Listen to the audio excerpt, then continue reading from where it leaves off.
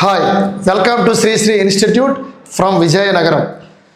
Sri Sri institute కొత్త బ్యాచీలు అనగా 2026 జూన్ 11న RRB, SSC GD and constable and all competitive batch అనేది ప్రారంభం కానున్నది, నూతన బ్యాచ్. అదేవిధంగా ఇంగ్లీష్ మీడియం బ్యాచ్ కూడా అదే రోజు అనగా 11/6/2026న ఇంగ్లీష్ మీడియం బ్యాచ్ కూడా ప్రారంభం కానున్నది. అదేవిధంగా మా శ్రీశ్రీ ఇన్స్టిట్యూట్ యొక్క ప్రత్యేకతలు డైలీ టెస్టులు, అదేవిధంగా తీసుకుంటే వీక్లీ గ్రాండ్ టెస్ట్ నిర్వహించడం జరుగుతుంది. అదేవిధంగా 15 నుంచి 20 ఏళ్ళు అనుభవజ్ఞులైన ఫ్యాకల్టీచే ఒక నాణ్యమైన బోధనను అందిస్తున్న సంస్థ మా శ్రీశ్రీ ఇన్స్టిట్యూట్. అదేవిధంగా డిఎస్సిలో ఎంతోమందికి ఉత్తరాంధ్రలోని ఎంతోమందికి జాబులు అందించిన సంస్థ ఏదంటే మా శ్రీశ్రీ ఇన్స్టిట్యూట్. అదేవిధంగా ఆల్ కాంపిటేటివ్లో బోర్డు మీద కనిపిస్తున్న ప్రతి ఆర్ఆర్బి కావచ్చు, ఎస్ఎస్సి జీడీ కావచ్చు, కానిస్టేబుల్ కావచ్చు, ఇలాగా బ్యాంక్స్ కావచ్చు, ప్రతి రంగం నుంచి ఎంతోమంది ఈ సంస్థ నుంచి ఉద్యోగాలు పొంది ఎక్కడెక్కడ ఉద్యోగాలు చేయడం అనేది జరుగుతుంది. అంటే అదేవిధంగా తీసుకుంటే ఇప్పుడు డైలీ కరెంట్ అఫైర్స్ అనేది ఎవ్రీడే కూడా కరెంట్ అఫైర్స్ అనేది మేము చెప్పడం జరుగుద్ది. ప్రతిరోజు కూడా రాష్ట్రీయ అంశాలు, జాతీయ అంశాలు, అంతర్జాతీయ అంశాలు, క్రీడా అంశాలు, మరి ఈరోజు జరుగుతున్న వర్తమాన అంశాలపైన ప్రతిరోజు కూడా మేము ఒక వీడియోని విడిచిపెట్టడం జరుగుతుంది. కరెంట్ అఫైర్స్లో భాగంగా మనం ప్రజెంట్ ఈరోజు టుడే కరెంట్ అఫైర్స్ మనం డిస్కషన్ చేసుకుంటే యోగా గురించి ప్రజెంట్, ఎందుకంటే జూన్ 21 అంతర్జాతీయ యోగా దినోత్సవం కాబట్టి మరి యోగా అనే కార్యక్రమాన్ని భారతదేశం మొత్తం 28 రాష్ట్రాలు, 8 కేంద్రపాలిత ప్రాంతాల్లోని అద్భుతంగా సెలబ్రేషన్ చేయాలి. కాబట్టి ఇటువంటి యోగా కార్యక్రమాన్ని ఆంధ్రప్రదేశ్ రాష్ట్రంలో ప్రతి జిల్లాలో కూడా ఒక ప్రత్యేక థీమ్తో మరి ఇటువంటి యోగా కార్యక్రమాన్ని మన విద్యాశాఖ మంత్రి వర్యులు నారా చంద్రబాబు నాయుడు గారు పుత్రుడైన లోకేష్ గారు మొన్న ఇటీవల రీసెంట్గా మనకి ప్రతి జిల్లాకు ఒక థీమ్తో మన యోగా కార్యక్రమాన్ని నిర్వహించాలి. మరి అదేవిధంగా జూన్ 21వ తారీఖుని అంతర్జాతీయ యోగా దినోత్సవం కాబట్టి ఆ రోజు అతిపెద్ద యోగా కార్యక్రమాన్ని ఆంధ్రప్రదేశ్ న్యూ క్యాపిటల్ అమరావతిలోని 25,000 మందితో ఒక భారీ యోగా కార్యక్రమాన్ని నిర్వహించాలని కూడా ఇటీవల మన విద్యాశాఖ మంత్రి వర్యులు, ఐటీ శాఖ మంత్రి వర్యులు లోకేష్ బాబు గారు చెప్పడం జరిగింది. అయితే మనం కరెంట్ అఫైర్స్లోకి ఒకసారి మనం వెళ్తే, ఇదిగోండి సార్, యోగా, అంతర్జాతీయ యోగా అన్నాము. ప్రధానంగా మనం గమనించుకోవాలి యోగా. అయితే ఇక్కడ కరెంట్ అఫైర్స్లో భాగంగా మనం మాట్లాడుకుంటే యోగా అన్నాము. యోగా కాబట్టి ఒకసారి అబ్జర్వ్ చేయు.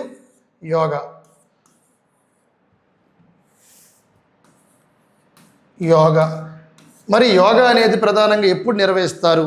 జూన్ 21వ తారీఖున అంతర్జాతీయ యోగా దినోత్సవం. అంతర్జాతీయ యోగా దినోత్సవాన్ని మొత్తం భారతదేశం మొత్తం 28 రాష్ట్రాలు, 8 కేంద్రపాలిత ప్రాంతాల్లో నిర్వహిస్తారు. మరి యోగా అనేది ఎప్పుడు స్టార్ట్ అయ్యింది? మరి ఈ కార్యక్రమం అనేది మొట్టమొదటిసారిగా 2014లోని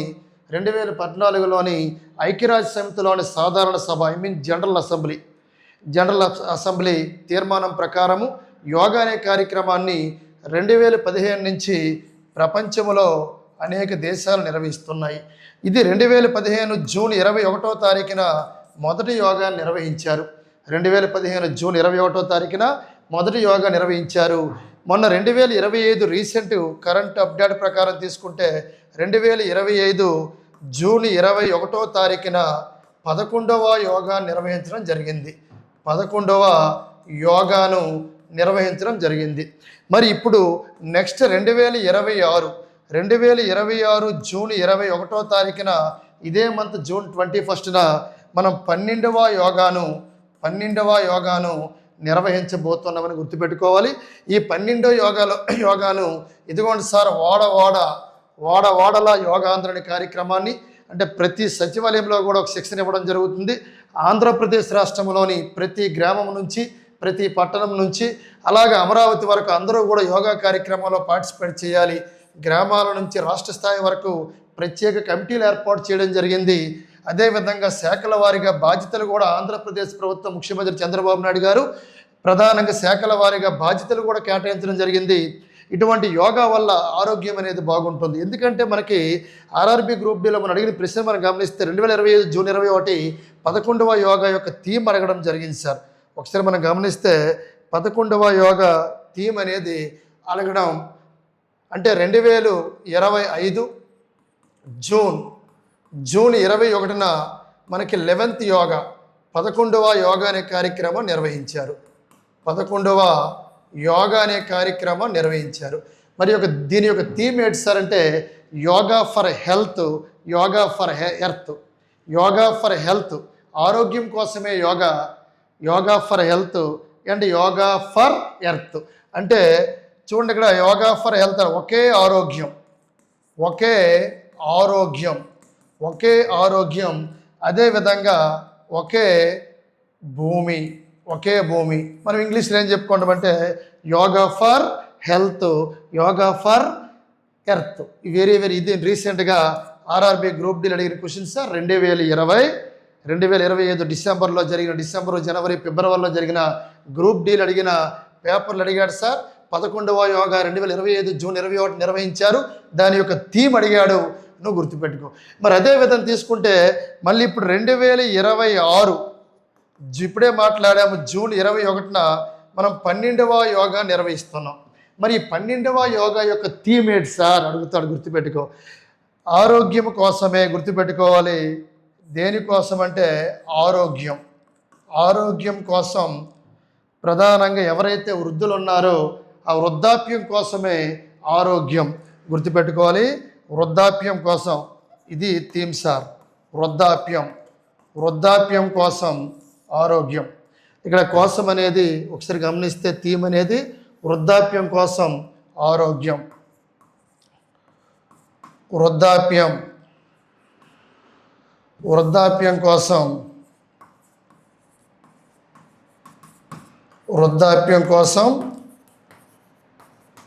ఆరోగ్యం. ఇది థీమ్ సార్, గుర్తుపెట్టుకోవాలి. ఎందుకంటే ఈ థీమ్ అనేది ఆల్రెడీ ఆర్ఆర్బి గ్రూప్ డిలోని మనకి మొన్న వచ్చింది కాబట్టి నెక్స్ట్ మళ్ళీ మనం ఎక్స్పెక్ట్ చేయొచ్చు. 2026 జూన్ 21న 12వ అంతర్జాతీయ యోగా కార్యక్రమం నిర్వహిస్తున్నాం కాబట్టి ప్రధానంగా వృద్ధాప్యం కోసం ఆరోగ్యం. మనం ఏజ్ పెరుగుతున్న కొలది వృద్ధాప్యం వస్తుంది కాబట్టి ఖచ్చితంగా ప్రతి వ్యక్తి ఆరోగ్యంగా ఉండాలి, హెల్తీగా ఉండాలనే ఉద్దేశంతో ప్రధానంగా ఈ 12వ యోగా ప్రధాన థీమ్ ఏదంటే ఎవరైతే వృద్ధులు ఉన్నారో, ఎవరైతే ముసలివారు ఉన్నారో వాళ్ళ కోసం భవిష్యత్తులోని యంగేజ్ నుంచే నువ్వు యోగా అనే కార్యక్రమంలో పార్టిసిపేట్ చేస్తే బాడీలో ప్రతి ఆర్గాన్ హెల్తీగా ఉంటుంది. అందుకే వృద్ధాప్యంలో కూడా నువ్వు ఆరోగ్యంగా ఉండాలంటే ఖచ్చితంగా నువ్వు యోగా అనే కార్యక్రమం ప్రతి రోజు పార్టిసిపేట్ చేయాలని ప్రధానంగా దీన్ని నరేంద్ర మోడీ గారు మనకి ప్రధానంగా గుర్తుపెట్టుకోవాలి. ఈ కార్యక్రమానికి మొట్టమొదటిసారిగా ఇప్పుడే మనం మాట్లాడాము 2015 జూన్ 21న ఢిల్లీలోని ఈ నరేంద్ర మోడీ గారు రాజ్పథ్ వద్ద మరి యోగా అనే కార్యక్రమాన్ని ప్రారంభించడం జరిగింది. ఎక్కడ సార్? ఢిల్లీలోని ఎక్కడంటే రాజ్పథ్ వద్ద ఈ యోగా అనే కార్యక్రమాన్ని ప్రారంభించడం జరిగింది, గుర్తుపెట్టుకో. అందుకే ఆంధ్రప్రదేశ్లోని చూసుకోండి తొలి రోజే 25,000 మంది, మొదటి రోజే 25,000 మంది ఏదైతే యోగాంధ్ర ఉందో ఈ యోగాంధ్ర పోర్టల్లోని మొదటి రోజే 25,000 మంది నమోదు చేయడం జరిగింది వాళ్ళ యొక్క పేర్లను ఆ జాబితాలోని. మరి యోగాంధ్ర పోర్టల్లో 25,000 మంది ఆంధ్రప్రదేశ్ రాష్ట్రంలో రాష్ట్ర వ్యాప్తంగా ఇంతమంది పేర్లను నమోదు చేసుకోవడం జరిగింది, గుర్తుపెట్టుకోవాలి. ఈ ఆదివారం నుంచి అంటే సోమవారం కాబట్టి నిన్న ఆదివారం మనగానే గుర్తుపెట్టుకోవాలి. నిన్న ఒక్కరోజు 25,000 మంది యోగాంధ్ర పోర్టల్లో పేరు నమోదు చేసుకోవడం జరిగింది. అయితే థీమ్స్ అనేవి ఇంపార్టెంట్. 2025 యోగా థీమ్ ఏది? ఒకే ఆరోగ్యం, ఒకే భూమి. 2026 యోగా థీమ్ ఏది? వృద్ధాప్యం కోసమే ఆరోగ్యం. ఎందుకంటే వృద్ధాప్యం ఇప్పుడు ఏజ్ పెరుగుతున్న కొద్ది హెల్త్ ఇష్యూ రాకూడదు.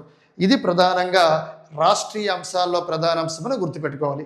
నెక్స్ట్ మనం మాట్లాడుకుంటే దీని తర్వాత మారిటైమ్ బోర్డు సిఈఓగా గమనించాలి. మారిటైమ్ బోర్డు సిఈఓ ఎవరిని అడుగుతాడు? గుర్తుపెట్టుకో, Praveen Aditya. Maritime board CEO ఎవరు అడుగుతాడు సార్? ఒకసారి మనం గుర్తుపెట్టుకోవాలి, very important. Maritime board CEO Praveen. ఎవరు? ప్రవీణు ఆదిత్య. ప్రవీణ్ ఆదిత్య ఇతను ప్రజెంటు ఈరోజు కరెంట్ అఫైర్స్లో భాగంగా ఈ మారిటైమ్ బోర్డు సిఇఓగా ఎలక్ట్ అయ్యాడు. అయితే ఇదే ప్రవీణ్ ఆదిత్య పేరుతో మనం కరెంట్ డేటా లింక్ చేసుకుంటూ మాట్లాడుకుంటే ప్రవీణ్ సూద్ అనే పేరు వస్తుంది సార్. ప్రవీణ్ సూద్. ఎవరు ఈ ప్రవీణ్ సూద్ అని ప్రశ్నిస్తే ఈ ప్రవీణ్ సూద్ అనే వ్యక్తి CBI director general. CBI director ఎవరంటే డైరెక్టర్ జనరల్ ఎవరంటే ప్రవీణ్ సూద్. ప్రజెంట్ భారతదేశానికి సిబిఐ డైరెక్టర్ జనరల్ ఎవరంటే ప్రవీణ్ సూద్. మరి ప్రవీణ్ సూద్ అనే వ్యక్తి సిబిఐకి ప్రజెంట్ డైరెక్టర్ జనరల్గా పనిచేస్తున్నారు. మరి సిబిఐని 1963లోని ఏర్పాటు చేయడం జరిగింది, గుర్తుపెట్టుకోవాలి.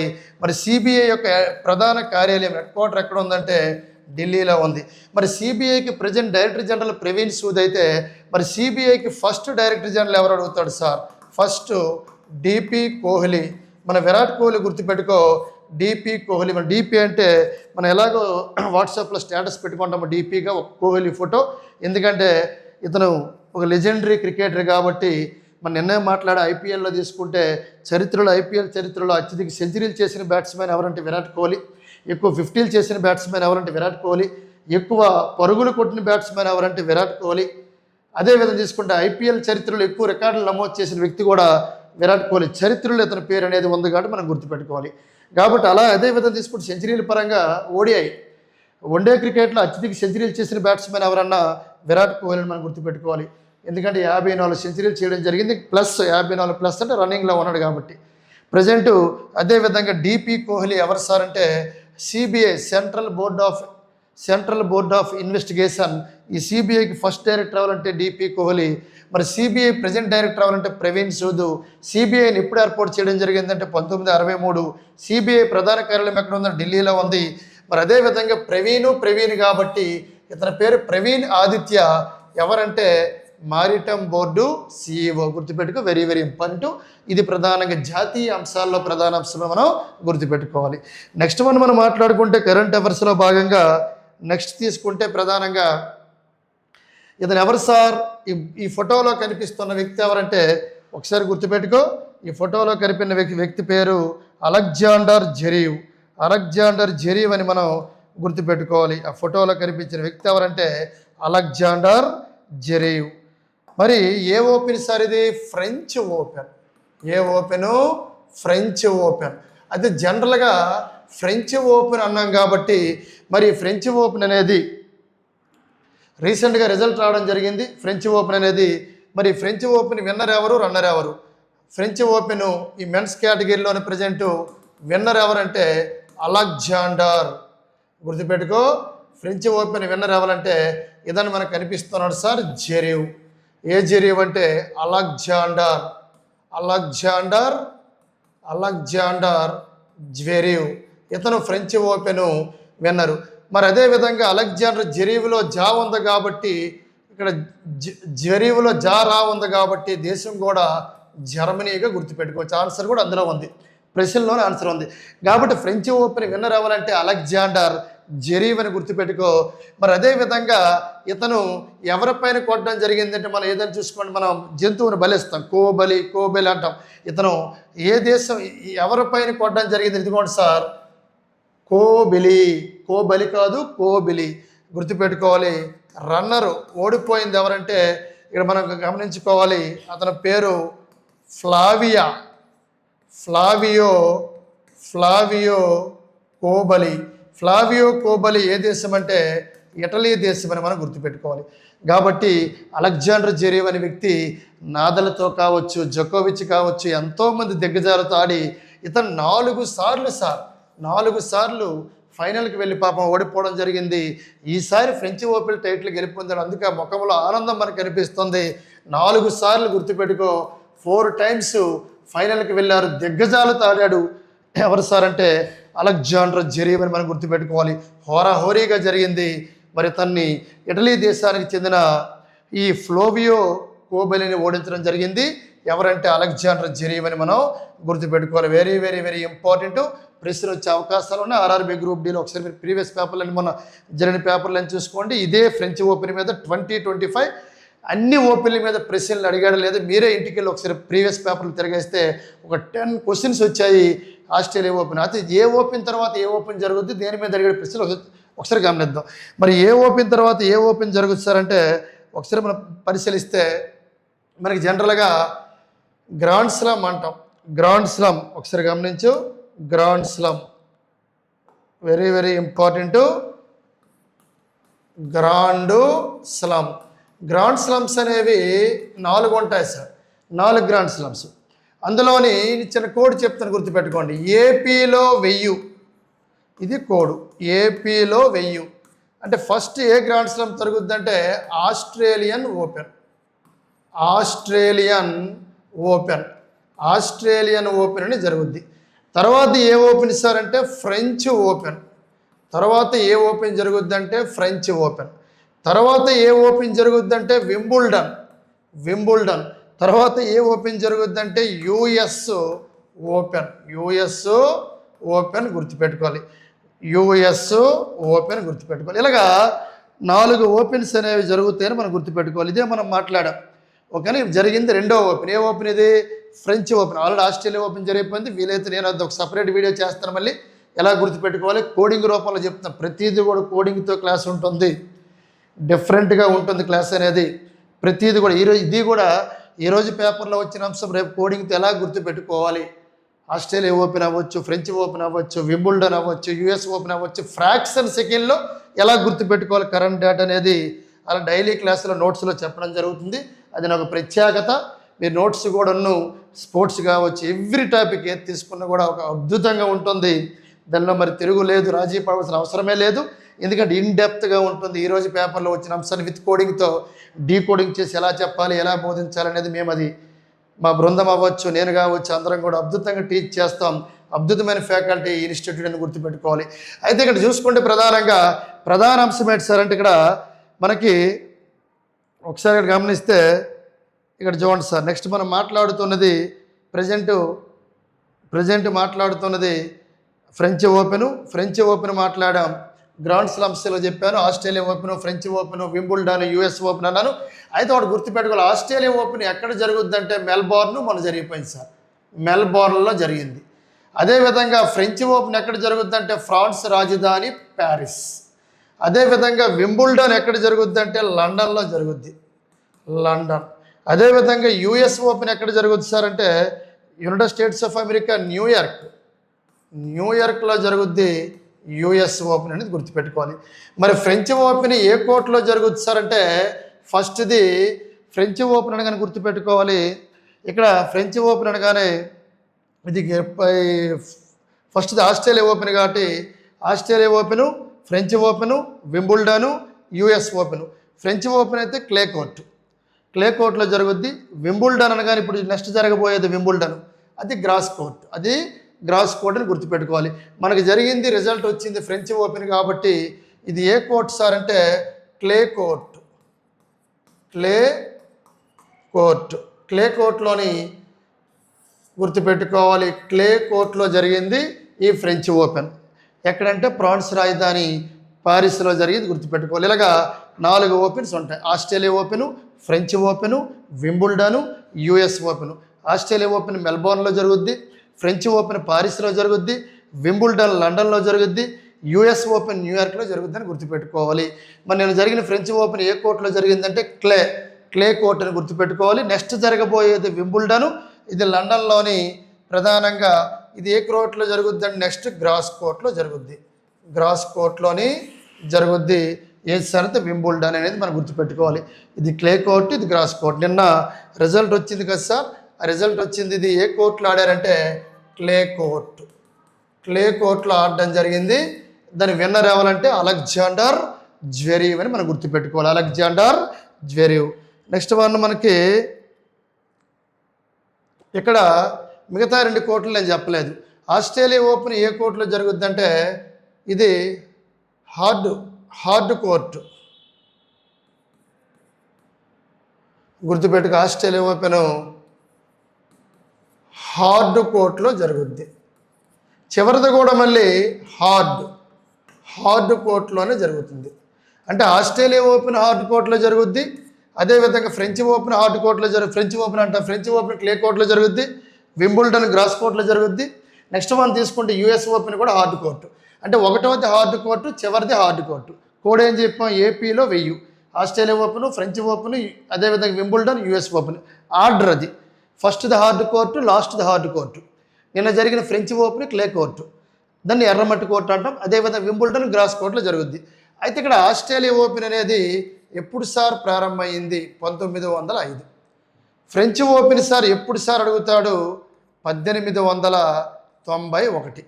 వింబుల్డన్ ఎప్పుడు అడుగుతాడు? 1877. యూఎస్ ఓపెన్ ఎప్పుడంటే 1881. ఇవి కూడా అడిగాడు, గుర్తుపెట్టుకో. దీని మీద మన ఆర్ఆర్బి గ్రూప్ డీలోని వెళ్ళి ప్రశ్నపత్రాలు మొత్తం చెక్ చేసుకో. దీని మీద 3 ప్రశ్నలు వచ్చాయి. ఎక్కడ ఆస్ట్రేలియా ఓపెన్ అనేది ఏ కోర్టులో జరుగుద్ది అడిగాడు, ఫ్రెంచ్ ఓపెన్ అనేది ఏ కోర్టులో జరుగుద్ది అడిగాడు. అదేవిధంగా దీనిపైన ఒకసారి నువ్వు ఇంటికి వెళ్ళి చెక్ చేసుకో. గ్రూప్ డి ప్రీవియస్ పేపర్ 1 2025 2025లో జరిగిన ఈ ఆస్ట్రేలియా ఓపెన్ కావచ్చు, ఫ్రెంచ్ ఓపెన్ కావచ్చు, వింబుల్డన్ కావచ్చు, నీకు 10 ప్రశ్నలు కనిపిస్తాయి. 10 ప్రశ్నలు కనిపిస్తాయి, గుర్తుపెట్టుకో. కరెంట్ డేటా మొత్తం అడిగాడు కాబట్టి చాలా చాలా చాలా చాలా ఇంపార్టెంట్. గుర్తుపెట్టుకో, నోట్స్ రాసుకుంటూ చాలా మోర్ బెటర్. నెక్స్ట్ మనకి దీని తర్వాత మాట్లాడవలసింది ఇదిగోండి సార్, త్వరలో జరగబోతుంది FIFA football world cup. Already నేను ఒక వీడియో చేశాను, దాన్ని మీరు వాచ్ చేయాలి. ఫిఫా ఫుట్బాల్ వరల్డ్ కప్ అనేది ఆల్రెడీ మనం ఒక వీడియో చేయడం జరిగింది, గుర్తుపెట్టుకో మిత్రమా. ఫిఫా కాబట్టి ఈ ఫిఫా ఫుట్బాల్ వరల్డ్ కప్ గురించి నేను ఆల్రెడీ చెప్పడం జరిగింది. ఫిఫా అంటే federation international D football association. ప్రతి 4 ఏళ్లకు ఒకసారి నిర్వహిస్తారు ఫిఫా ఫుట్బాల్ వరల్డ్ కప్. దాన్ని గుర్తుపెట్టుకోవాలి.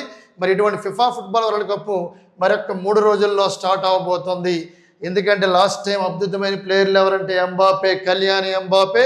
మరి ఈరోజు చూద్దాం, ఎందుకంటే లాస్ట్ టైం ఎంబాపే కావచ్చు, ఇదిగోండి సార్ కళ్యాణి ఎంబాపే లీడింగ్లో ఉన్నాడు. కళ్యాణి ఎంబాపే అద్భుతమైన ప్లేయరు ప్రపంచంలోని. అదేవిధంగా క్రిస్టియన్ రొనాల్డో, వీళ్ళందరూ కూడా ఫుట్బాల్ ప్లేయర్సు. నెక్స్ట్ ఫ్రాన్స్ విజేతగా, ఎందుకంటే 2018లో తొలిసారిగా ఫిఫా ప్రపంచ కప్ ఆడినప్పుడు అతడు యువ సంచలనము. ఎవరు సార్ అంటే ఫ్రాన్స్ విజేతగా నిలవడం. అంటే 2018లో తీసుకుంటే అద్భుతంగా ఫ్రాన్స్ ఆడడం జరిగింది. ఎందుకంటే ఫిఫా ఫుట్బాల్ వరల్డ్ కప్ 4 ఏళ్లకు ఒకసారి జరుగుద్ది కాబట్టి ఫిఫా ఫుట్బాల్ వరల్డ్ కప్ గురించి ఒక వీడియో చేయడం జరిగింది. FIFA football world cup 2026 June 11 ప్రారంభం కానున్నది. మొత్తం 48 దేశాలు ఈ ఫిఫా ఫుట్బాల్ వరల్డ్ కప్లో పార్టిసిపేట్ చేయడం జరుగుతుంది. లాస్ట్ తీసుకుంటే 32 దేశాలు. ఎప్పుడు సార్ అంటే 2022లోని 2022లో 22వ ఫిఫా ఫుట్బాల్ వరల్డ్ కప్లో 32 దేశాలు పార్టిసిపేట్ చేస్తే 2026 23వ ఫిఫా ఫుట్బాల్ వరల్డ్ కప్లో 48 దేశాలు పార్టిసిపేట్ చేయబోతున్నాయి.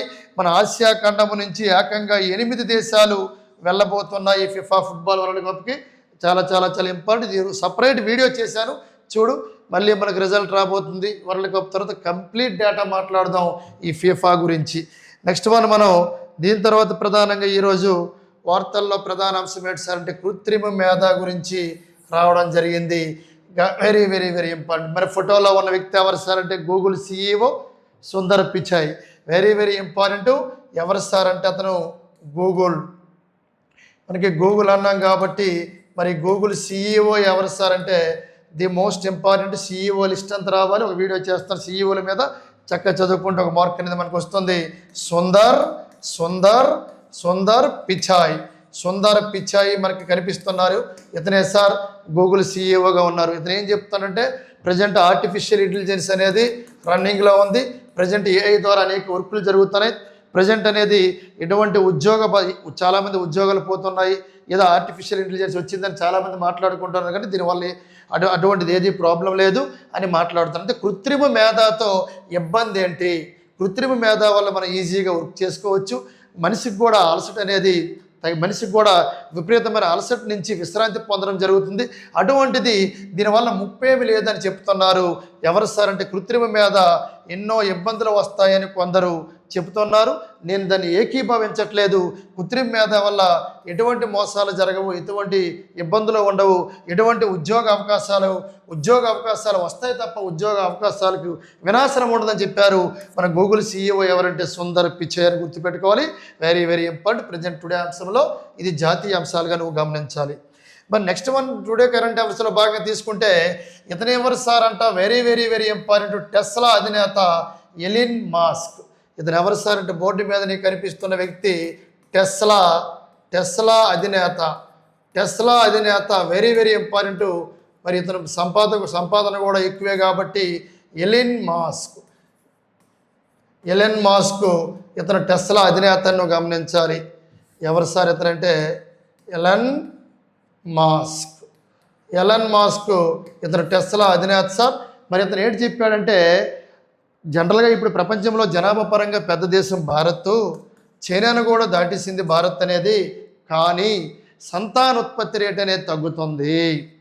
ఎందుకంటే భారతదేశంలో ప్రధానంగా యువత ఎక్కువ ఉంది. కానీ ఇప్పుడు ఇటీవలి కాలంలో చంద్రబాబు నాయుడు గారు ఒక మాట మనకు చెప్పడం జరిగింది.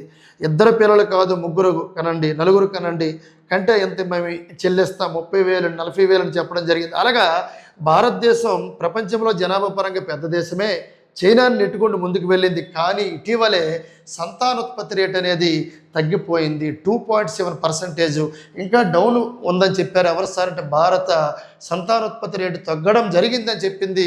నాకు చాలా బాధగా ఉంది. నాకు బాధ అని చెప్పిన వ్యక్తి ఎవరంటే ఎలిన్ మాస్క్.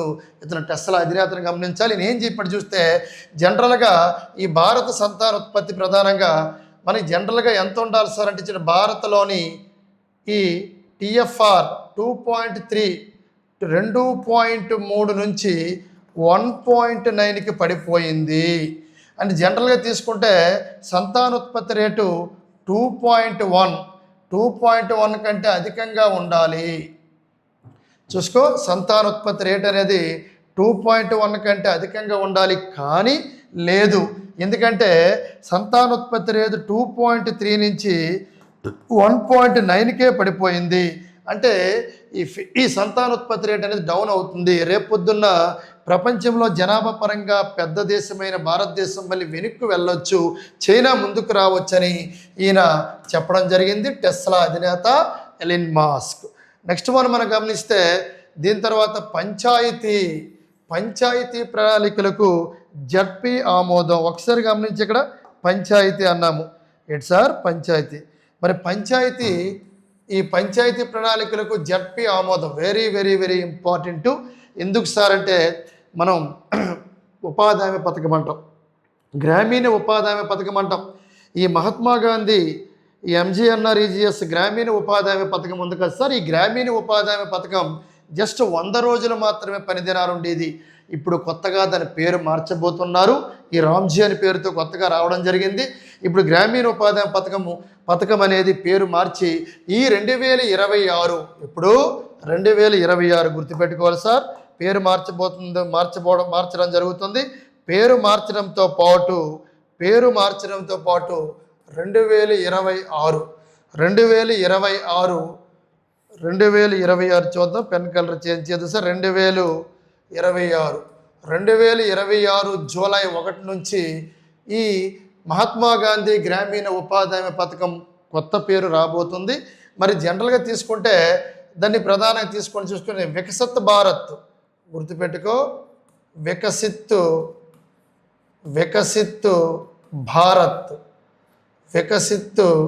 భారత్ గ్యారంటీ గమనించాలి.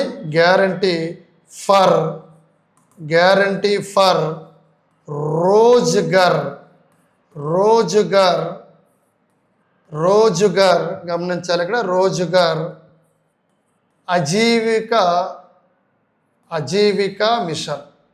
అజీవికా మిషన్. దీన్నే మనం ఇప్పుడే చెప్పాను నీకు, VBG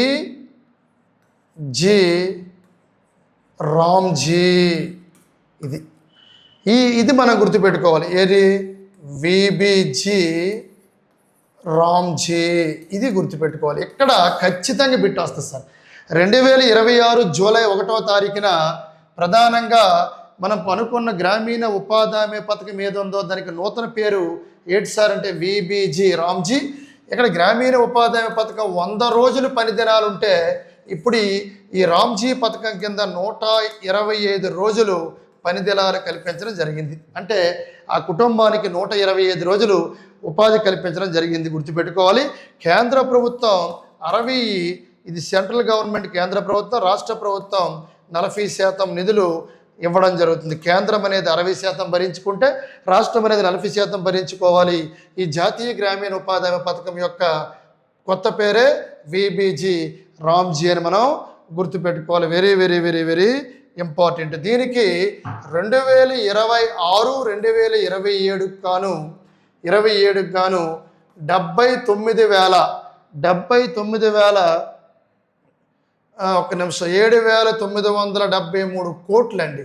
7,973 కోట్లని గవర్నమెంట్ కేటాయించింది. బడ్జెట్ ఎప్పుడు 2026, 2027 గాను ఈ విబీజీ రామ్జీకు ఎంత సార్ అంటే 73 కోట్లు,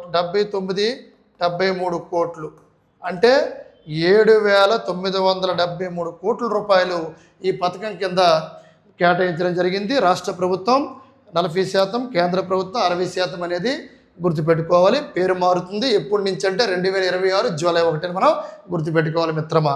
నెక్స్ట్ మనం నెక్స్ట్ స్లైడ్ తీసుకుంటే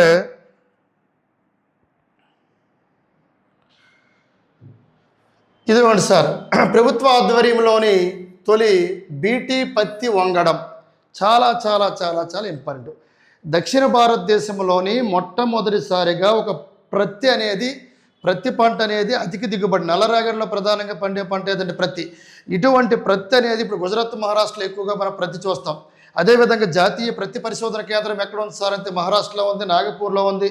నాగపూర్ని ఆరెంజ్ సిటీ ఆఫ్ ఇండియా అంటాం. అక్కడే బిఆర్ అంబేద్కర్ ఇంటర్నేషనల్ ఎయిర్పోర్ట్ ఉందని మనం మాట్లాడుకుంటాం. రాష్ట్ర ప్రత్తి పరిశోధన కేంద్రం నంద్యాలలో ఉందంటాం.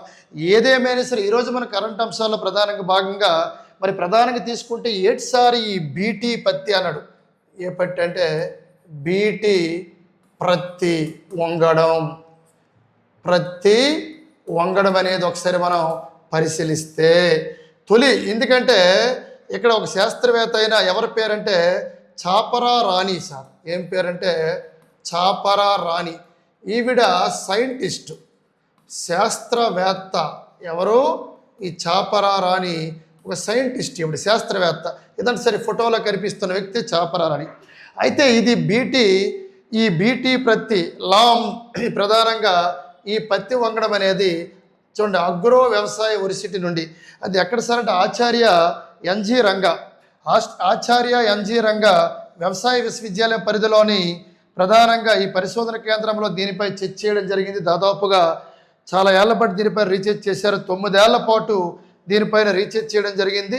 ఎందుకంటే ప్రత్తి వంగడం అనేది ప్రత్తి ద్వారా ఈ ప్రత్తి నాణ్యమైన ప్రత్తి, మరి అదేవిధంగా నాణ్యమైన ప్రత్తితో పాటు ఈ గింజే మళ్ళీ విత్తనంగా మనం ఉపయోగించుకోవచ్చు, రీప్రొడ్యూస్ చేసుకోవచ్చు.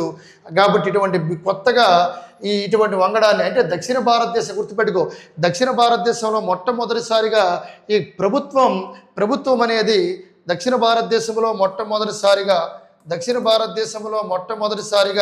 ప్రభుత్వం ఈ బీటీ ప్రత్తి వంగడాలను రైతులకి ఇవ్వనున్నది. అది కూడా మనకి ఇక్కడ చూసుకుంటే క్లారిటీగా ఇవ్వడం జరిగింది సార్. ఒకసారి మనం ఇక్కడ పరిశీలిస్తే దక్షిణ భారతదేశంలో లేదండి భారతదేశంలోని ప్రభుత్వం విడుదల చేసిన తొలి వంగడం చాలా చాలా ఇంపార్టెంట్.